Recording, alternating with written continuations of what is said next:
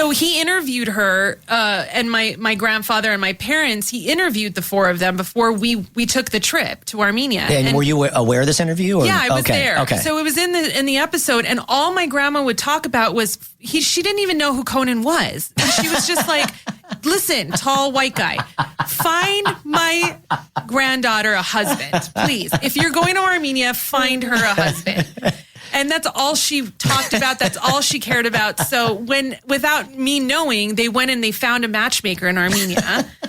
And they, presented me with all of these options. They're all nice guys, some of them with criminal records. But, Benztown president Dave Chachi Dennis loves radio and all of his radio friends. Hey, Chachi. Hey, everybody. Because Chachi loves everybody.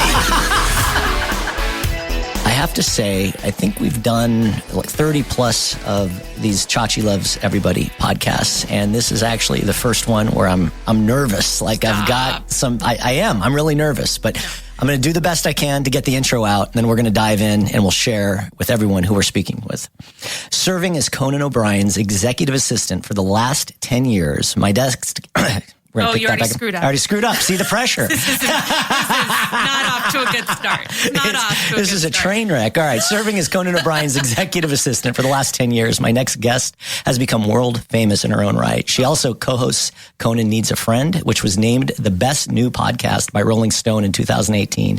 What? And she was just recently became a best-selling author, a New York Times. New York Times best-selling author with the release of her new book, The World's Worst Assistant. Please welcome Sona Movsesian. Nice to meet you. Nice to meet you. Thank you so much for being here. I'm sorry I talked throughout your entire intro. I made it worse. Well, this is you're the biggest celebrity that I think we've had here. That must be completely untrue. I think it's true. No, it's true. No. And I want to introduce, most of you know Susan, our marketing director, but Susan and Sona are cousins, and thank you to Susan for arranging this. My pleasure. I'm really excited for this. Yay, I know, she's my cousin. I did this. As soon as I didn't even read what she said. She's like, can you do this? And I was like, I'm not even going to read it. Yeah, I'll do it. And then I read what she was asking. I was like, oh, that sounds really fun. Yes. I would have done it even if it wasn't Susan asking. And then you got here and you didn't want to turn away, huh? I did. I want to live here. I love your offices. You're always welcome back. I will. I'm going to just show up uninvited. You guys are going to regret you even asked me to come here. Well, you are always welcome. Tell me a little bit, both of you, about growing up in Hacienda Heights. Well, okay, first of all, Susan and I are cousins because my dad is her grandpa's brother. So he is the oldest of six. My dad is the youngest of six. So we have a really big, very loud, very close family. That's true. And it's growing. Susan's helping it grow. She's pregnant with our new cousin, and I just had 2 twin boys recently. But yeah, growing up was really fun, and our family is all here. We grew up. Nobody left. Isn't that weird? Nobody was like, I'm going to move. And we have one that moved to Texas recently. Oh, that's right. That's right. Yeah, we have cousins. But for the most part, you've all stayed here. They were already in San Diego anyway. Right. They didn't count, I guess. But yeah, that's true. Are you a pretty good kid? Are you getting into mischief or relatively responsible? I got into mischief. Did you? I did. Yeah. That's really deceiving to me because after reading Sona's book, I did not realize how mischievous she was. Yeah. But you came off as a good kid. I wasn't bad in the sense that I wasn't like doing drugs and like, I was going to say I wasn't stealing, but I was stealing. I had like, I wasn't stealing a lot. I wasn't like a klepto. It's just every once in a while I'd be in a store and I'd be like, it would feel really good if I walked out with this bracelet. And so I would do things like that. And then, then my friends and I, at one point we were egging houses, which is awful. And as a homeowner now, I'm horrified by it. You just kind of do things when you're young thinking, oh, this isn't going to be a big deal. And then you grow up and you're like, that was really not cool. Yeah. Well, egging a house is a little bit of a rite of passage. I was responsible. So. I did the same thing. I've done it. Yeah. I'm not proud of it, but I've done it. Nodding his head too. You must be, well, and we'll get into this in a second because I'm blown away by your sense of humor and just the level of your comedy and the people that you surround yourself with are, elite. But you also have to be really bright. You went to USC. I did. You know what? transferred to USC. I think it's important to note that because I think that I'm a very big proponent of the community college system. I am as well. Yeah. Did you go to Glendale here? I went to Mount San Antonio College in Walnut. So when I was in school, I did just have fun. I goofed around a lot. I didn't pay much attention to my studies. And then I went to Mount San Antonio College and I really started to take things seriously there. So USC was never a possibility when I was in high school. I see. But it became a possibility when I went to community college. I had a very similar path. I went to a community college called Mount San Jacinto out near where I grew up. And I did that for 2 years. And then I transferred to the University of San Diego. Not nearly as prestigious as USC. I was just there. That is the prettiest campus I've ever seen. Yeah, it's breathtaking. How do you even study? Oh my God. The ocean's there. You're like at a resort. It's beautiful. It's up on a beautiful little hilltop looking over Mission Bay. It really is a spectacular campus. It's absurdly campus. Gorgeous. Yeah, I would just stare at the ocean or the bay all day long. I don't even know how people study there. I was there for a book festival. Oh, fantastic. How did it go? It was great. I actually was on a panel with my friend Rafael Agustin, he wrote a book called Illegally Yours. And they paired us together on this panel, not knowing we knew each other for almost 20 years. Oh, what a coincidence. And so it was just a really fun panel where we just, talked and... Well, thanks for visiting my alma mater. It's a great school. And I love USC, but USC, I mean, that's looked upon as one of the, I guess, 10, 15, 20 institutions in the country. It is the best one for communication. If you want to work in TV, I can't think of a better school. I went there recently, and I feel like they just built a soundstage on the campus. Like, they just got all these new buildings. Like, it's just the perfect place to cultivate creativity. I absolutely loved going there. And when you were at community college, was that then the goal? You kind of got serious and you're like, I want to pursue a path in entertainment, or where did this career direction come from? Yeah, I think I either wanted to work in TV or film, and I realized after interning, I don't have the patience for film. I don't have the patience to work on a movie and then wait 2 years for it to come out. Like, I could never do that. So I thought, television would be quicker. So I got an internship through USC at NBC. And that's where I realized TV was it for me. Now, Susan, was Sona, when you guys were at family gatherings, was she the kind of the life of the party, or? You were. Everyone gravitates towards you, for sure. I think also because I'm like an older cousin. Maybe. And I think that's part of it. I think that's a big thing. But we have our whole family is just full of very creative, really funny people. I mean, at every family function I went to growing up, we were laughing a lot. There's people who are just constantly thinking up of things, and it's a really fun environment to grow up in, especially if you want to do something creative. I want to talk about your family and the Armenian culture here in a little bit, because I'm very interested in it, and I'm incredibly impressed what both of you do for your heritage and what you do for the Armenian culture in particular. But before we get there, let's talk a little bit about your first gig, I think right out of school, as a page for NBC. Yes. Well, technically, my first gig was at this entertainment research firm in Culver City. Okay. I worked there for 2 weeks. I'm not even kidding. I worked there for 2 weeks. It was a 2-hour commute, and it was very serious. I had to wear like business clothes, and I had to be very proper. And I realized very quickly, I think day 2, I was like, this is not it for me. What did they have you doing there? They didn't even the job didn't exist before I went there. Okay. So I can't even tell you what I was hired to do.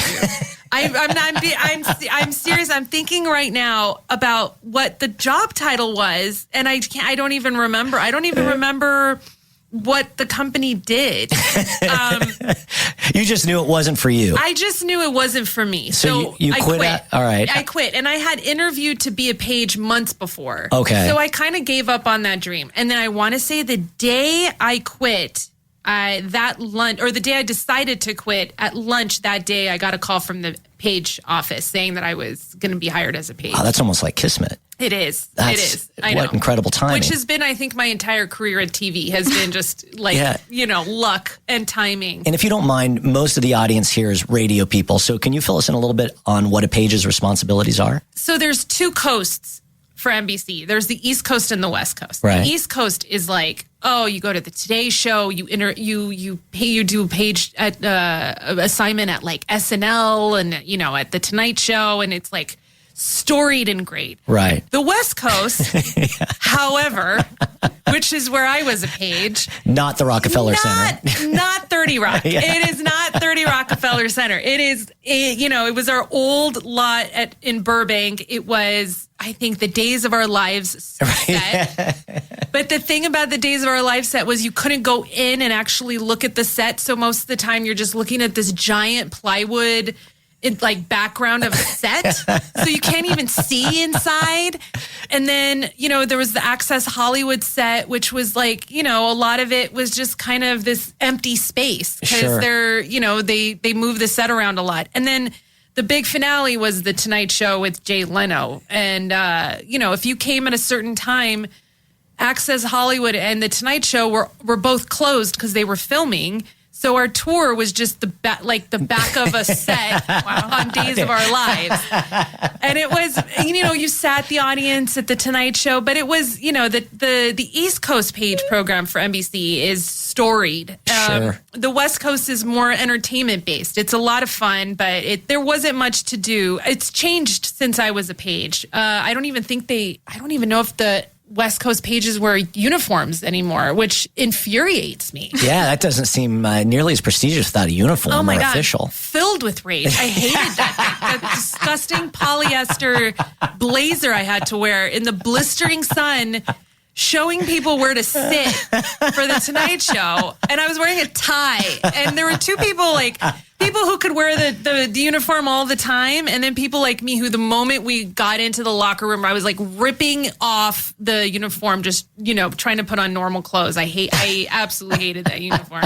So you put in your time as a page. Yes. And now you are asked to become, and I want to put this together, Conan O'Brien's assistant, or how did you go from page to Conan's assistant? Well, I was a page for, I think, about a year. But I got on assignment about 6 weeks into it at the events and operations department. So all the events, like the press conferences, premiere parties, wrap parties, things like that, I worked on, which is actually a really great way to network. And It's a really great way to meet people from different departments. And so I worked there. Then they hired me as the full-time events and operations coordinator. They're impressed by you. They are so impressed by me. They are impressed by me. But, I'm watching Jerry Springer a lot during the day. I watch, Bad Girls Club. I watch super inappropriate television for the workplace. And I'm like, I can't believe you guys want me to stick around, but I think it's because I'm really good under pressure. So I'm not someone who stresses out a lot. So I think that for events, that's a good quality to have. And so they hired me on as the events and operations coordinator, and I met this man, Mark Liepes, who was the publicist for Conan's late night show. Okay. And then when I heard Conan was moving to LA to do the Tonight Show, I thought, okay, I really want a job on that Tonight Show. I really want to work for Conan O'Brien. Sure. And so I did whatever I needed to do. I talked to the people I needed to talk to, and then Mark eventually texted Conan on my behalf, which I think was huge. And then I just interviewed for the job, and I got it. I mean, I wish it was more exciting. That's exciting. What was your first interview, or when you actually met Conan for the first time? Was that intense? Yeah, it was. It's funny to think of it back then, because right now I've worked for him for so long that he's not, Conan O'Brien. He's like, Conan O'Brien.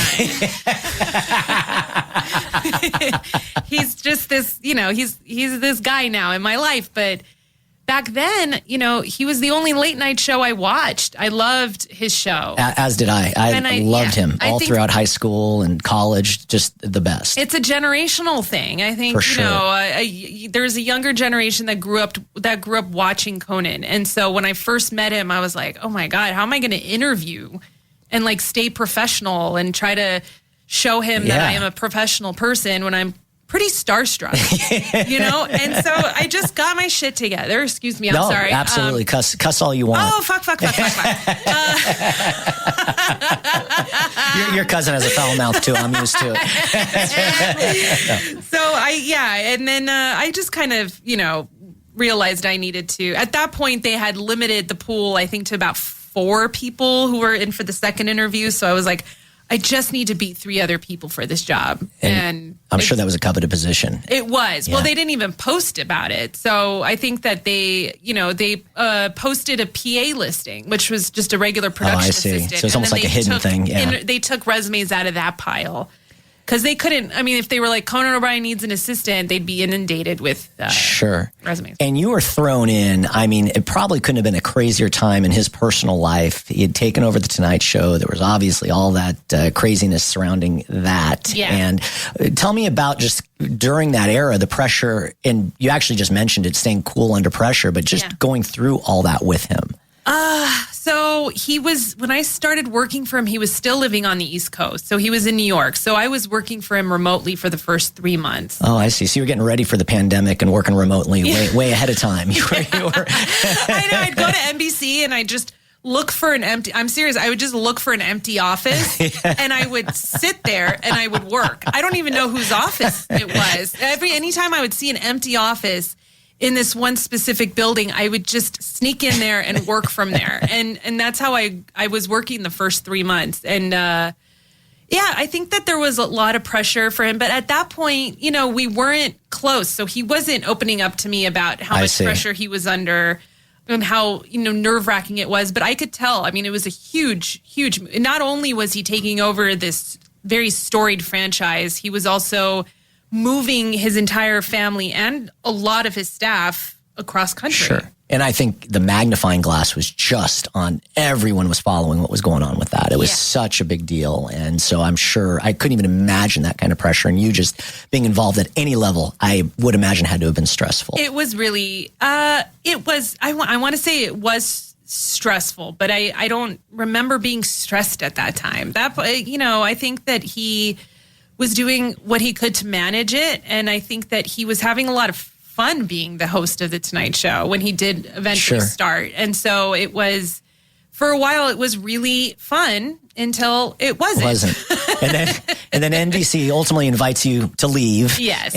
Or combination kind of thereof. And at that point, I know you were integral being his assistant, but you weren't really playing an on-air role until he until he did the documentary Conan Can't Stop. Yeah. And took you on tour with him along with some others. And you guys went to 40 or 50 different markets doing a very well-reviewed comedy show. Uh-huh. And that was all then documented for this documentary, which was, by the way, I had so much fun doing the prep for this show. Did you? So great, just the content. But all of a sudden you were, at least in my eyes, were thrust in front of the camera. Was that relatively new at that point to you? Very, very new and very expected. I think that I thought that, Conan's friend Rodman directed that documentary, and he was the one with the camera everywhere.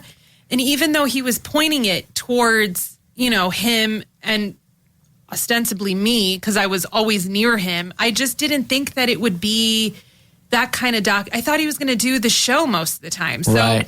I have a whole section in my book about how I was eating throughout that entire documentary. And I think that it's because I've never been prepared to be on camera. I'm not a very poised person, I think. I wouldn't describe myself as being poised or prepared in any way about being on camera. So I think that I did not expect how prevalent I would be in that documentary, how prominent I would be, featured. I think it's such a testament to you. And on one of the pieces I saw him speak about you, I can't remember the exact bit, but who you are off camera is the same as on camera. And I have just met you for, 10 minutes, whatever it's been now, but I can actually absolutely see that. And your wit is unbelievable. You were hanging with the equivalent of elite athletes. You were with the LeBron James of comedy, right? And you can just jump into that game, onto that court and hang with them, which is so amazing to me. Well,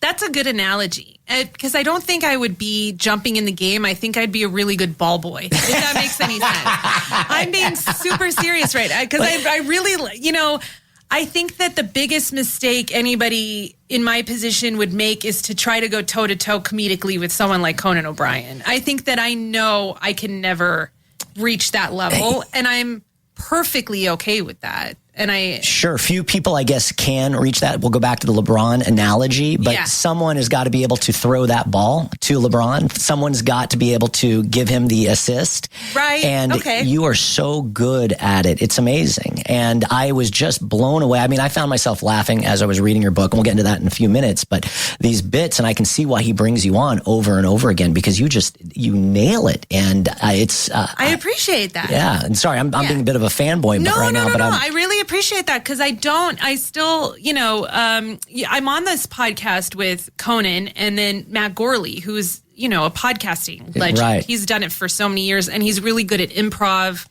and he's really good at thinking off the top of his head. So there's often times when I'm like, I'm not sure what I bring to this. I'm not saying that to fish for compliments, although you guys are welcome to compliments. No, I'm kidding. I'm kidding.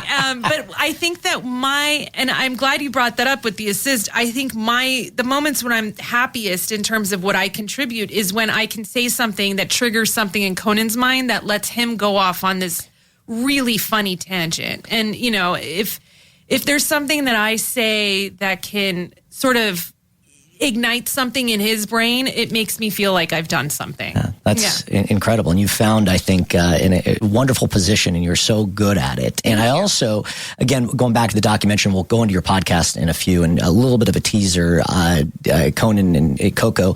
Coco Productions, is that right? Or Team Coco. Team Coco, my apologies. Just signed You said you did your research. I did. I got the Coco part right.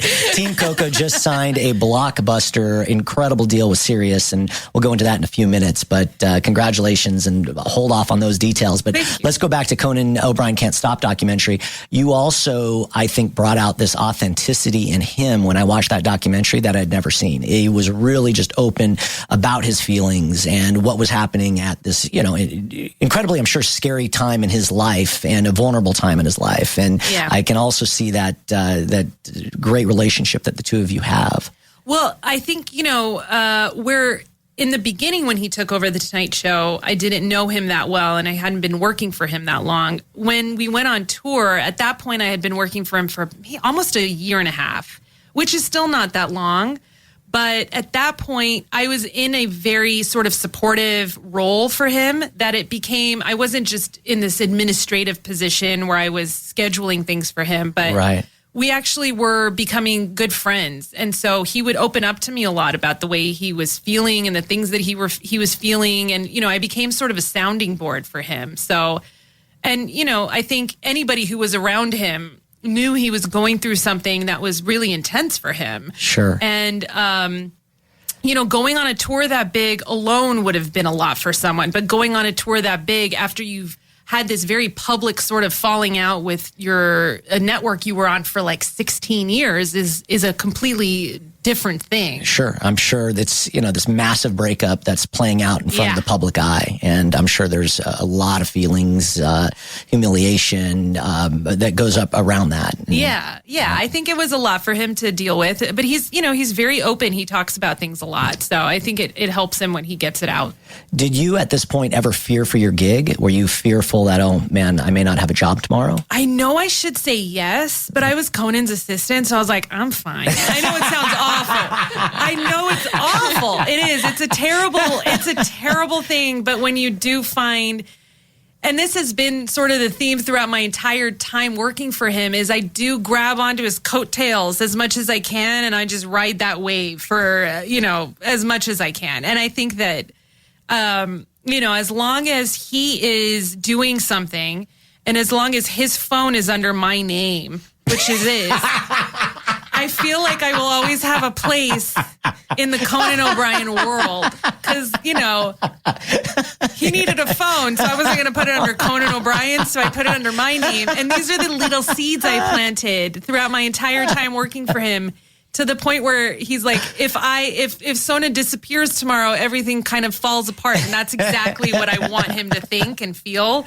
even though it won't. But he feels that way. Will. And that's Sometimes that's how you get the best performance out of someone is they need to feel that fear. They get too comfortable and then they call it in, right? Yes, yeah. Totally understand. So you guys do this this tour across the country. The documentary comes out, critically acclaimed, fantastic. I highly recommend it.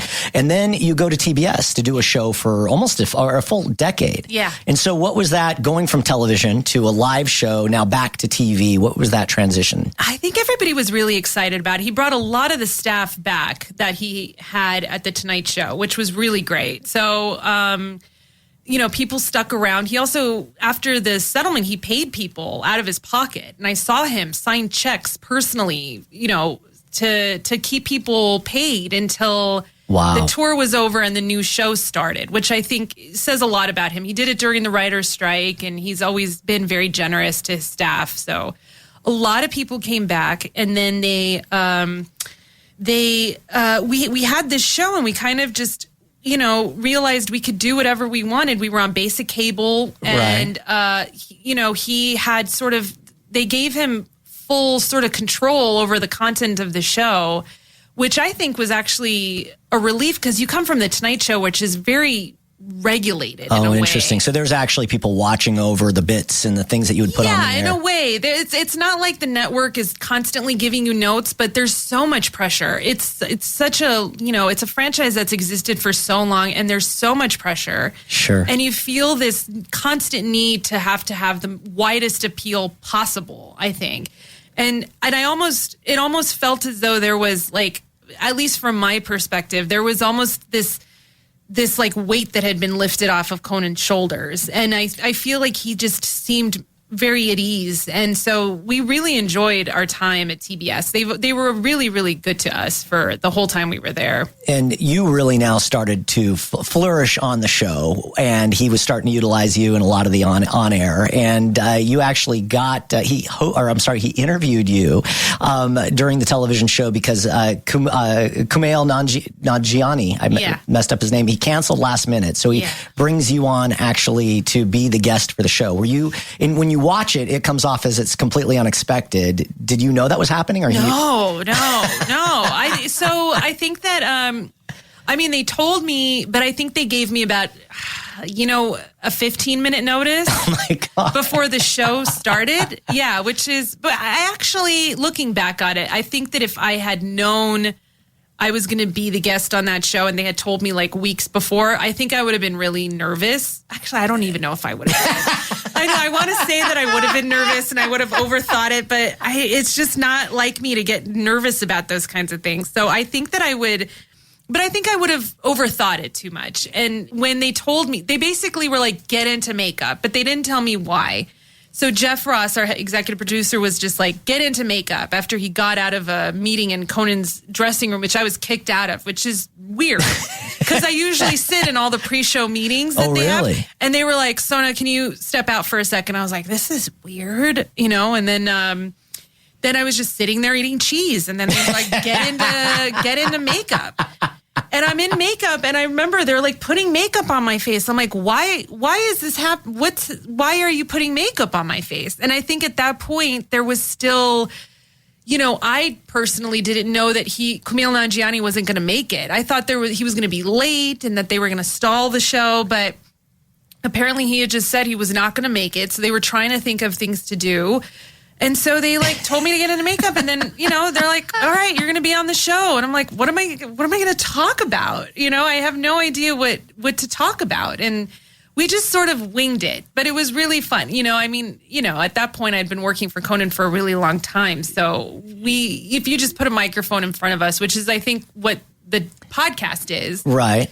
We just talk, and then you're so good at it. Case in point, just going through what I'm doing this whole process with you. It's just an absolute pleasure to interview. Thank you. So I was reading your book, and again, we'll go into some details about the book here in a few minutes. But you talk about when Conan hosted the White House Correspondents' Dinner in 2013, and so President Obama's there, and it is the elite of Washington D.C. It is, and to be invited to host that's a huge honor in and of itself. And while you're this incredible personality and obviously so talented, you also have some responsibility, administrative responsibility. So if you wouldn't mind, tell people a little bit about the story about running down basically from his hotel room down to the printer, back to the hotel room to the printer, right, and getting everything prepared.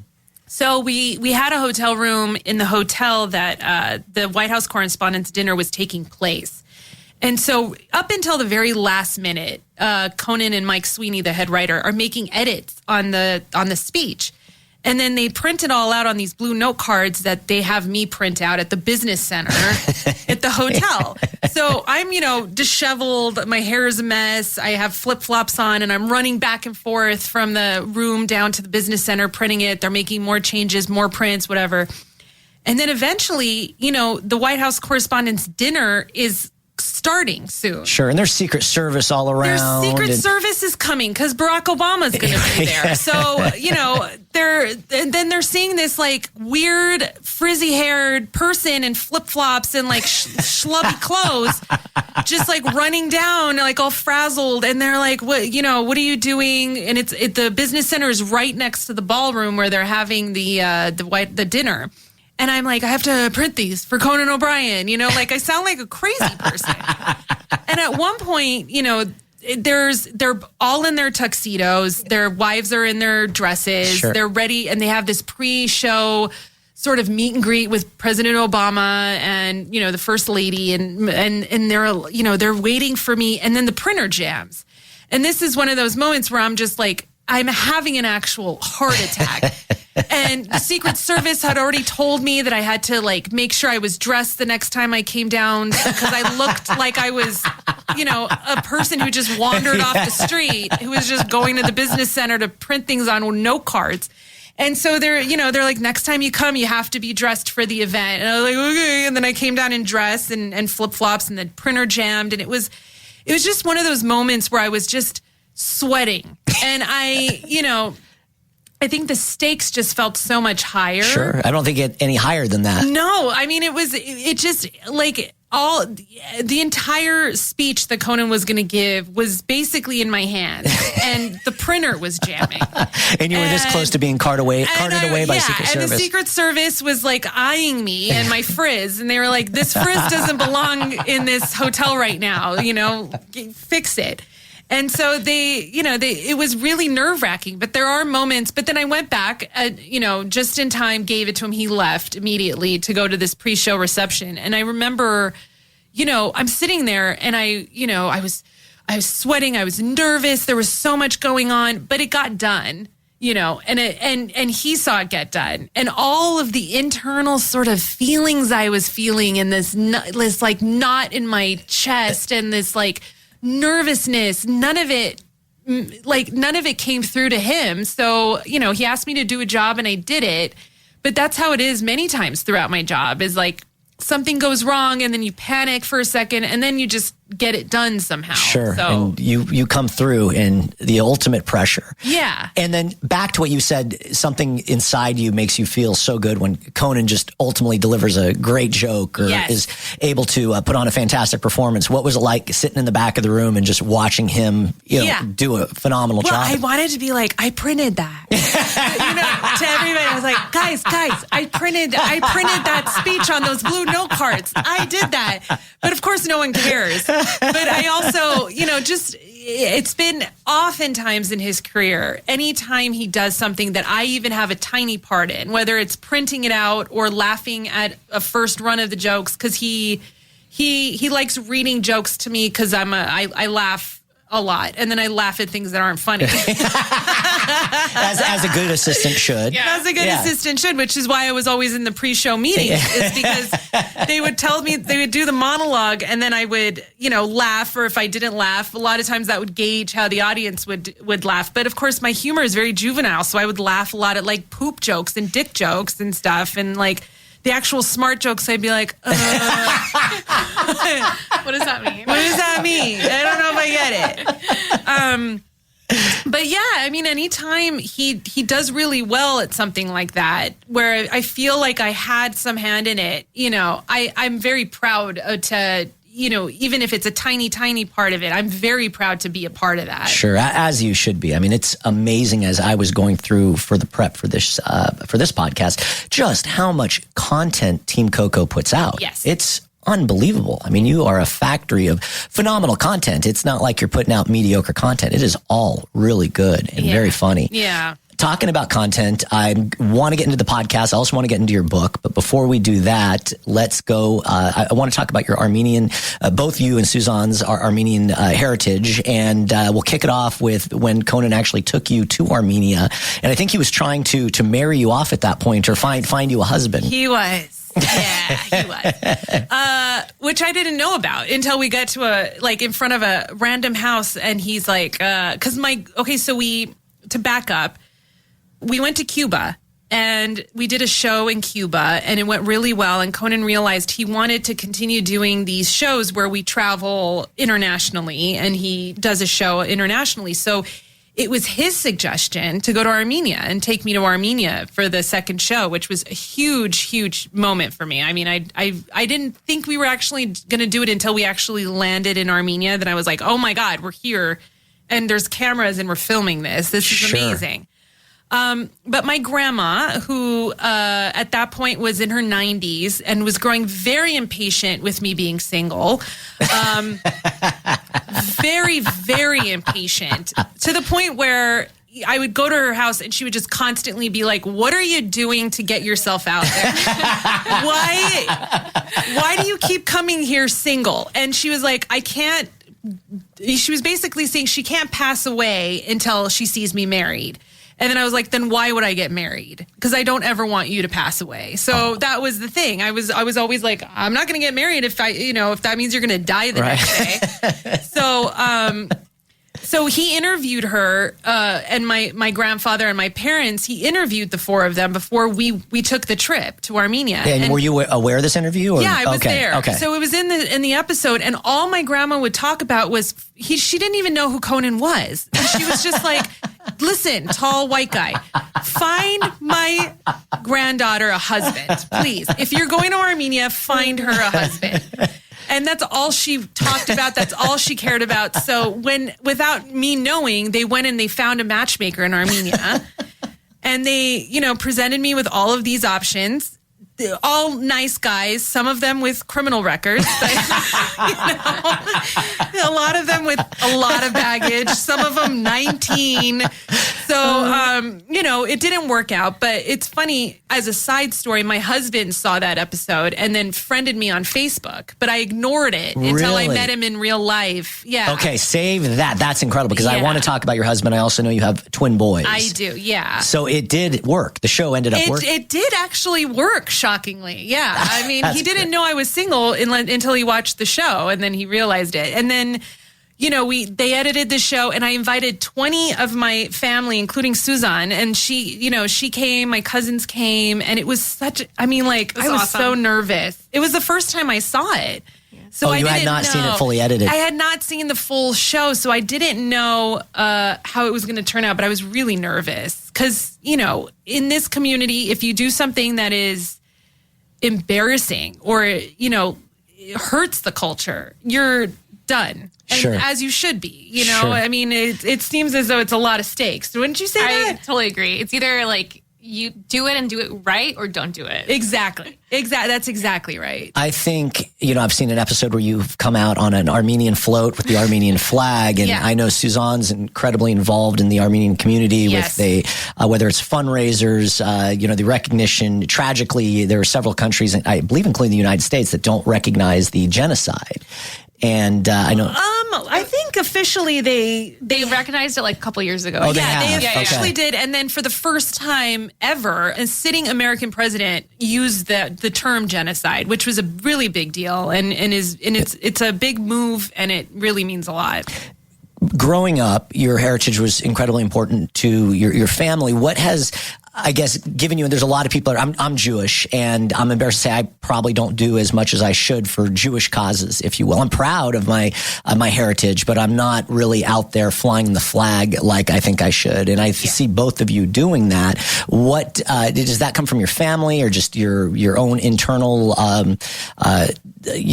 drive? What would you say? Maybe a mix of it. I was going to say both. Yeah, I think we start off as like, you're Armenian, be proud, learn the language, this and that. But then you start becoming more Armenian. I don't know. I don't know how to explain that. It's just, not everyone is like that. No. But and also we're a product of immigrants. So we both were born here. Our parents weren't. Was your mom born here? No. No, your mom wasn't born here either. Yeah.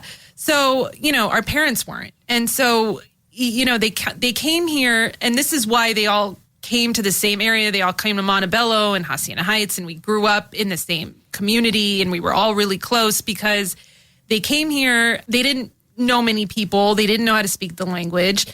So then we're born, and then you have this pull between how much do you assimilate and how much do you keep your Armenianness. And Sue's married an immigrant as well, and so did I. My husband's from Armenia, and Susan's husband's from Argentina. So there's you're going to have a baby. I have 2 babies. We really want to raise them with this sense of pride in their Armenian culture.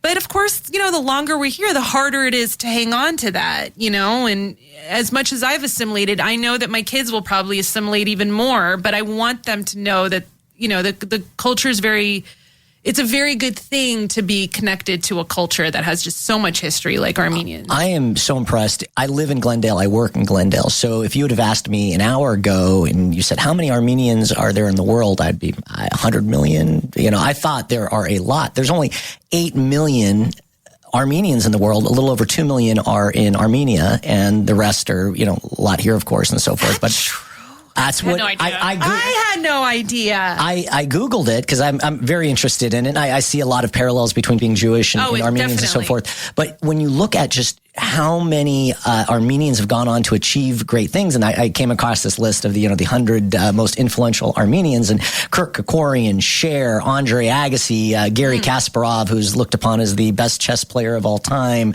You, of course, Sona. You're on the list, Sona. Do not list me in the same list as Cher, please. I mean, Cher. Yeah, but you know what? And all 4 members of System of a Down. Yeah.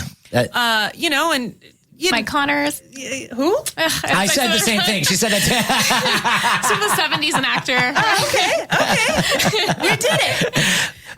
They're always popping up. Armenians are always popping up somewhere. And you could tell because their name rhymes with Armenian. There's the IAN at the end. And that's I don't know if you do this, but I play Find the Armenian every time I watch a movie. 100% all the time. At the credits.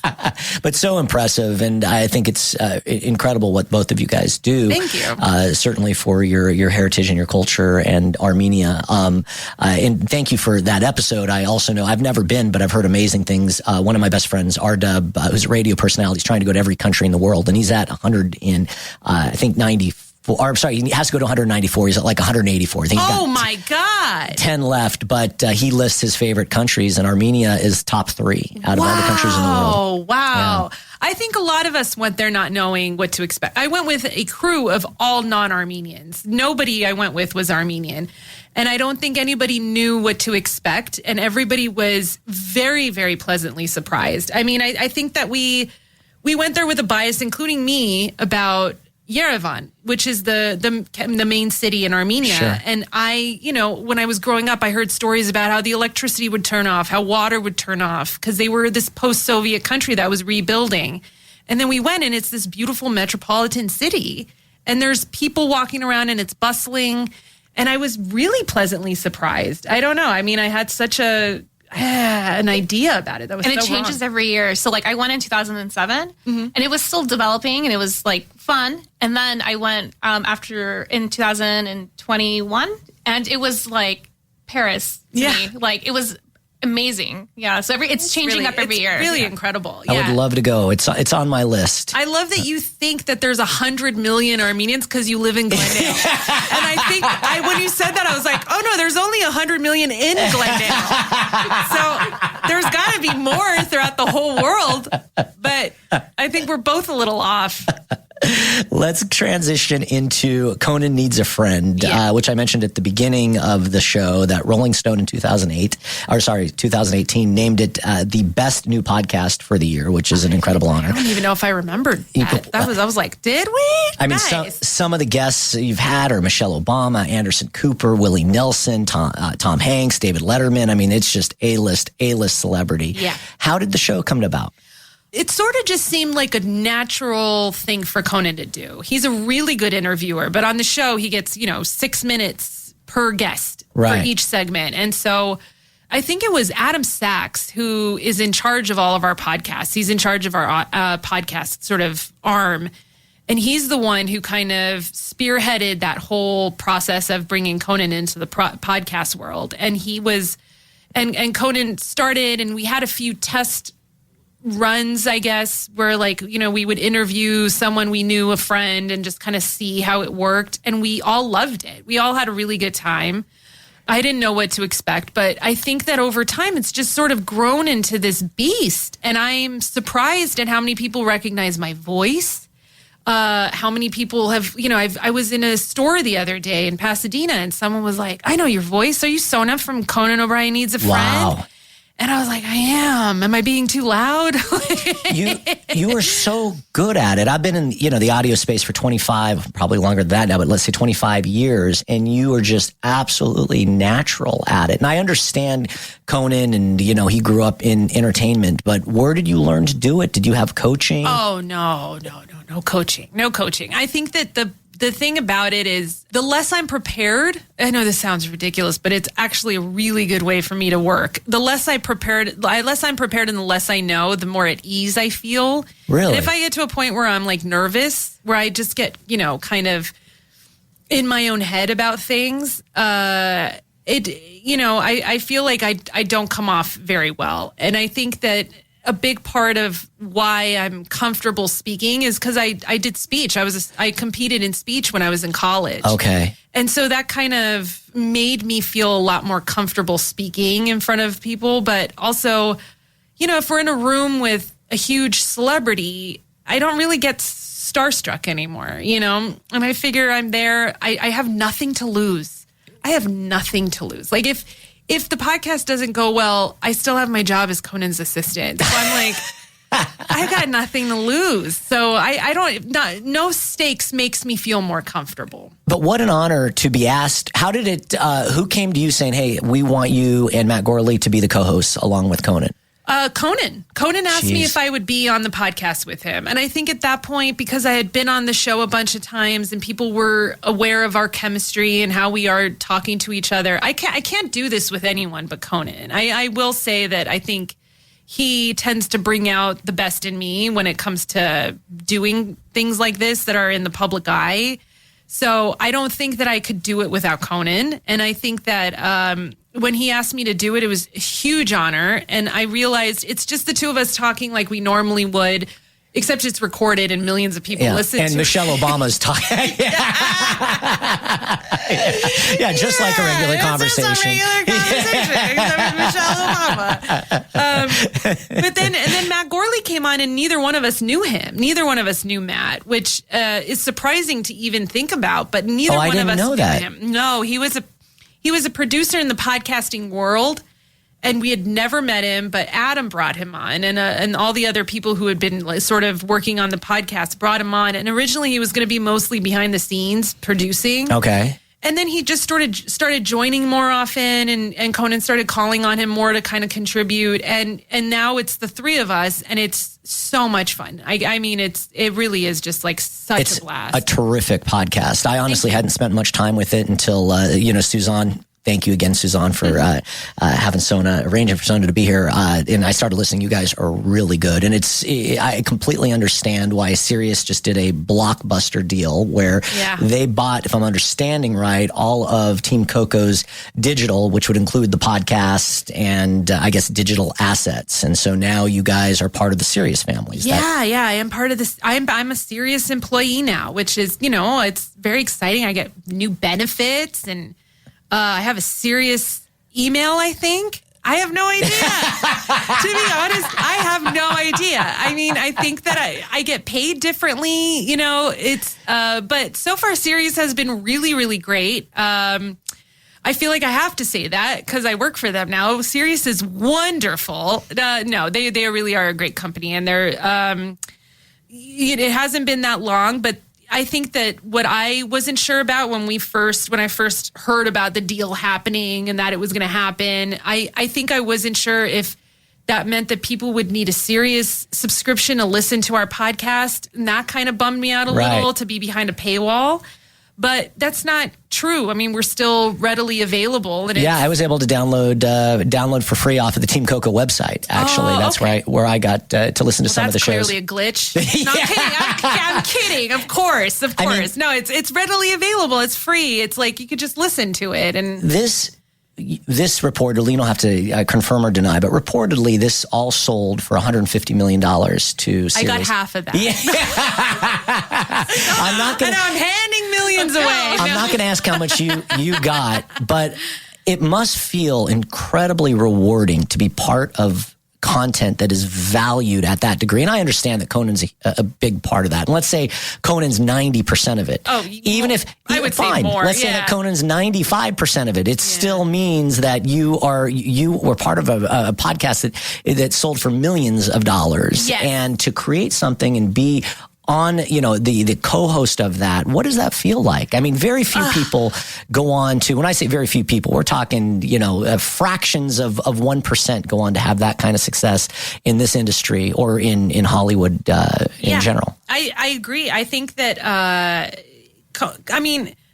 Conan O'Brien as a brand is massive, and his fans are incredibly loyal, and they really are just the best fans I've ever met. I mean, I just did a book tour for my book, and I met a lot of people who grew up listening to Conan and watching Conan, and to just be part of his orbit has always been thrilling. In the last 13 years that I've been working for him, it has never stopped being absolutely thrilling. And the amount of things that we get to do because of Conan is just really exciting. So to know that I have been on this podcast from the very beginning, and I've seen it sort of grow into this thing that then sold for so much money. It really, you can't really put a monetary value on something like that. Sure. And now you realize, there is a monetary value, and it's massive. And it's really, really fascinating to see that he's grown that from the ground up. I mean, I think that would be our equivalent, of winning a Super Bowl or an NBA championship or something. I mean, it's hard in this business we have awards and so forth, but to accomplish that is absolutely amazing. And, that's a movie in and of itself that could be created. Yeah. No, I think that for me too, though, it's important for me, and not by important, I mean, I have no choice to just stay away from the business aspect of it because I don't understand anything. I'm not even kidding. I think most of my adult life has been winging it in terms of money and financial stuff. And I'm very lucky my brother is a financial advisor. Otherwise, I would have no money and I'd have no retirement. I'd have no direction on what to do with anything. But Conan's the same too. I think that he surrounds himself with people who understand that aspect of the business. Sure. Because you need to. Because his head is so full of just so many bits and comedy and just like churning out content and like thinking about things like that he isn't going to think, this is my return on, I can't even come up with a fake, financial term. Like, that's how little I know about it. Is return on investment. Return on investment. Okay, yeah. So there's people who know those things. I'm not one of those people, and Conan's not one of those people. So I don't know how the business of it works. I think that, again, that's one of those things where if I thought about it too much, I think the stakes would feel a little higher for me. And so I tend not to think about that stuff. As long as I get a paycheck, I'm fine. As long as bills are paid, then I'm okay. But, I don't really want to think about all that stuff. It's overwhelming. Well, whatever you're doing, it is absolutely working. Thank so I you. think it's a great path to continue on. And congratulations on that deal and becoming a serious employee. Thank you. Let's talk about your book. Okay. My understanding is 2 years ago, you were asked to do a book. And about 3 months ago, you started writing it. You waited until the very last minute. But tell me all about The World's Worst Assistant, your brand new New York Times bestseller. Yes. Yeah, I've learned that people said that if don't let anyone say it's a best-selling book. You have to tell them it's a New York Times best-selling book. Because that qualifies it. That's the elite list. It really is. And I think I was on it for 1 week. But that's all you need. That's all you need. Incredible. And then it's like being an Oscar winner. It's like Oscar winner Sona Movsesian. It's like New York Times bestseller Sona Movsesian. It doesn't make any sense. But yeah, I started writing this. My friend Liesl Reinhardt told me to write a book, and she told me call it The World's Worst Assistant. I mean, she handed it to me on a silver platter. Wait, is this a friend in the industry or just a friend? She was she's worked in the industry before. She's one of these people who's the jack of all trades. She can do anything. But I met her in college. She was one of my professors in college. She was actually my speech professor in college. So, you know, she's played a really big role in just my life. And so she and I were hiking and she told me to write it. And then I said, yeah, I'm going to write a book.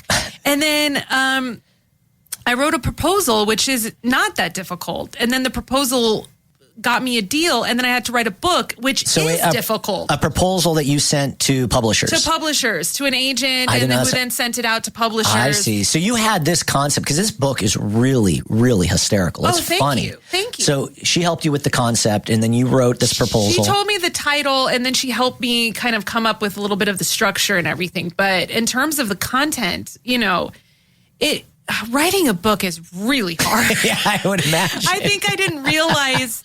And then in the time that I sold the book and the time when it was due, I got pregnant and had twin boys. And so I was like, do I keep these boys alive and pay attention to them, or do I write this book? Like, that was at a point that was like, what do I do? And so the book was, obviously my boys were neglected. No, the book was neglected for a very long time. And then I finally got to a point where I think I was like a couple months out, and I was, you know, staring at this deadline that I had already pushed. And so I just started writing.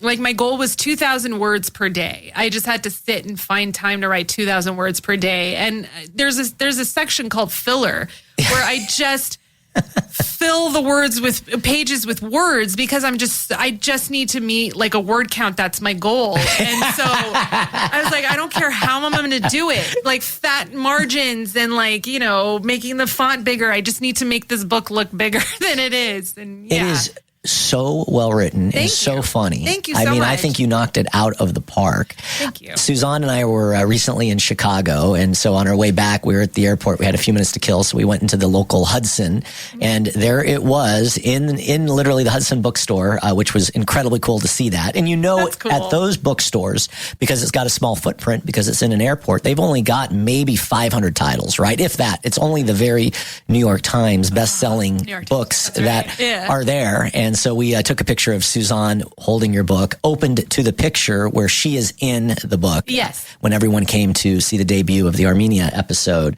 And we made a point to go to the lady, the cashier, to say, hey, do you know that this is her cousin's book? I'm in it. Hey, I'm so happy to hear that. Awesome. Yeah, and she was actually pretty taken back. She was. Hey, she's like, oh, wow. Cool. I think she thought it was you, to be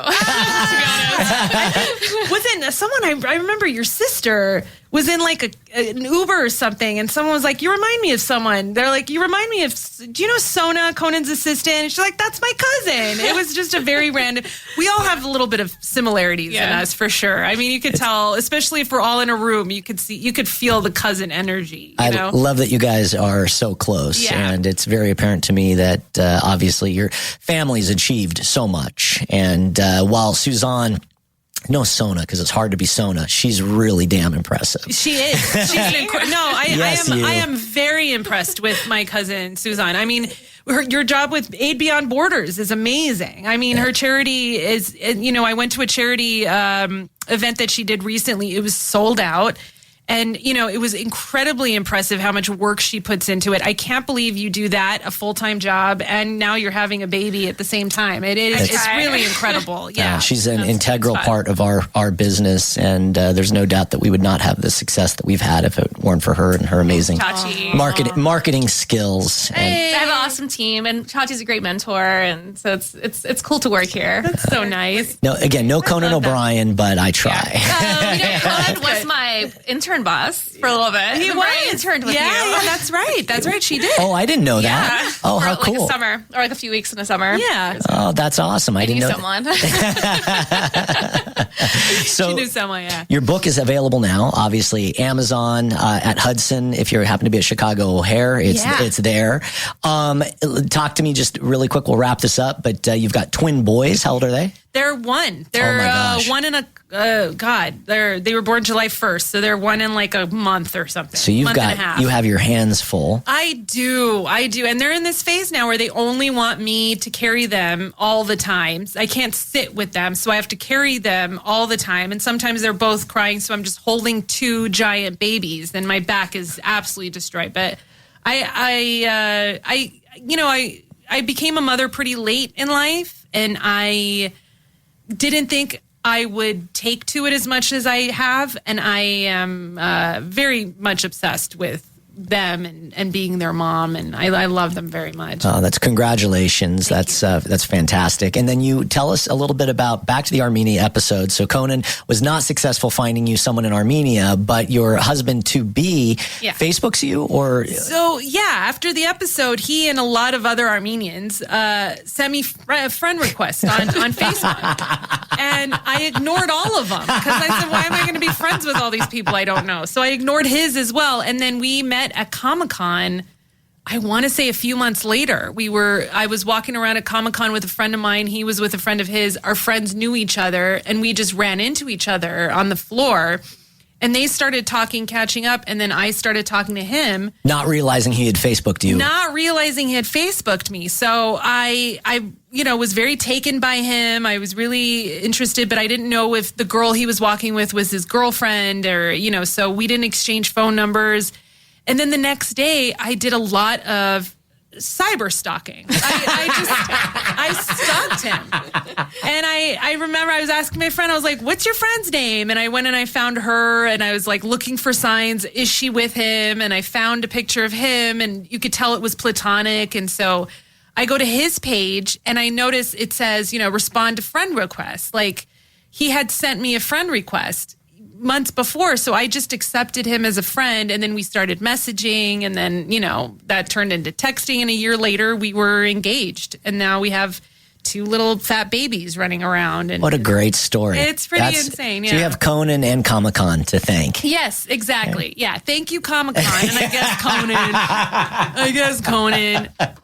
Although the journey there was very embarrassing, filled with somebody, a matchmaker who, didn't have much success then, but, she had success afterwards, I guess. Well, congratulations on all of your success, and thank you so much for taking the time. This has been so much fun. Tremendous amount of fun. I will tell you, the gentleman, his name is Gary Wall, who convinced me to start doing this podcast. And Gary, have you ever heard of Jack FM? Yes, of course. Yeah, so Gary owns the Jack Radio network, and his name is not Jack. His name is not Jack, but his claim to fame is kind of a similar path.